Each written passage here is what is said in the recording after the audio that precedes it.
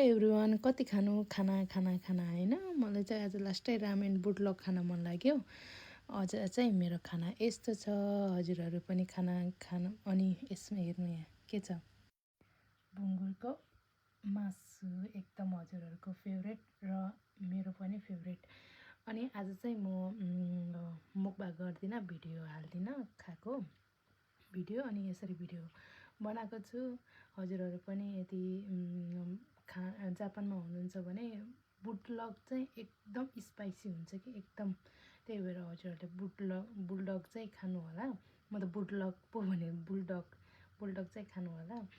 अझ चाहिँ मेरो खाना आज चाहिँ म चाहिँ 10 बजे 12 बजे 1-2 बजे नै खाइरहेको हुन्छ कि। बुलडग चाहिँ यस्तो स्पाइसी हुन्छ, एकदम पिरो हुन्छ, त्यसमाथि बुङ्गुरको मासु।